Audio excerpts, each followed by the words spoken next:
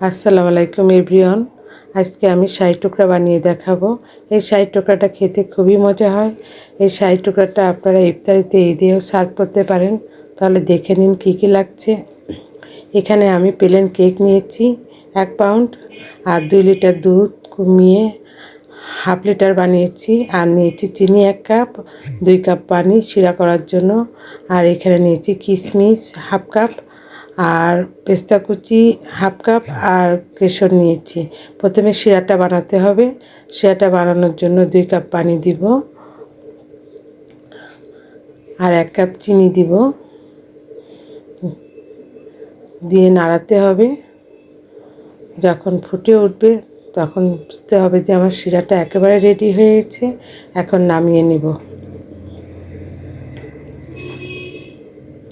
এখন একটা fry pan নিব, 1 চামচ ঘি দিব। ঘি দিয়ে ঘিটা মেল্ট হতে দিব। মেল্ট হয়ে গেলে পেস্তা বাদাম কুচি করে রেখেছিলাম সেটা হালকা ভেজে নিব। এখন উঠিয়ে নিব।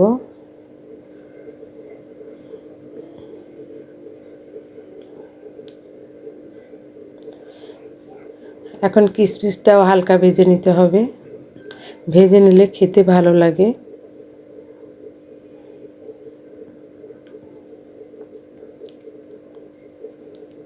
এখন আমি কিশমিশটা উঠিয়ে নিব।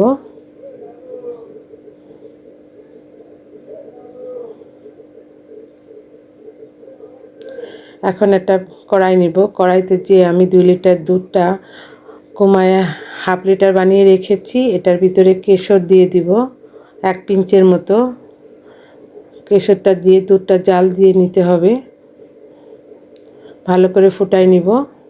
আপনারা আগের থেকে দুধটা কমিয়ে জ্বালিয়ে হাফ লিটার করে নেবেন, তাহলে খেতে খুবই মজা হয়।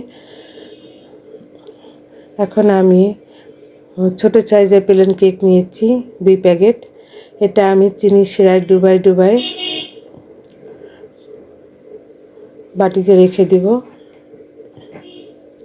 সবগুলো কেক এইভাবে ডুবাই নিতে হবে শিরায়।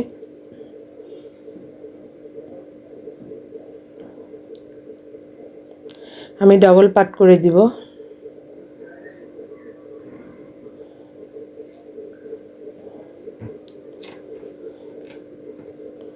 ছোট প্লেন কেক হলে সার্ভ করতে সুবিধা হয়, বড় হলে অনেকে খেতে চায় না, নষ্ট করে। এখন আমি যে দুধটা ফুটিয়ে রেখেছিলাম সেটা কেকের উপরে ঢেলে দিব। পুরাটাই ঢেলে দিব কেকের উপরে। এইভাবে পুরাটা কেকের উপরে ঢেলে দিতে হবে। এখন যে কিশমিশ, কাজু, পেস্তা আমি যেগুলো কুচি করে ভেজে রেখেছিলাম সেগুলো উপরে ছড়িয়ে দিব। দেখুন ছড়ানো প্রায় হয়ে গেছে। বাকি দুধটা আমি ঢেলে দিলাম। এখন 3 ঘন্টার জন্য ফ্রিজে রেখে দিতে হবে। 3 ঘন্টা পরে আমরা সার্ভ করে দেখাবো কীরকম হয়েছে। দেখুন 3 ঘন্টা হয়ে গেছে। এখন আমি উঠিয়ে দেখাচ্ছি।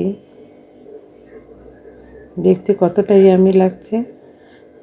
আমার এই রেসিপিটা যদি আপনাদের ভালো লেগে থাকে লাইক ও শেয়ার করতে ভুলবেন না। ফিরে আসবো নতুন কোনো রেসিপি নিয়ে। সেই পর্যন্ত সবাই ভালো থাকবেন। আল্লাহ হাফেজ।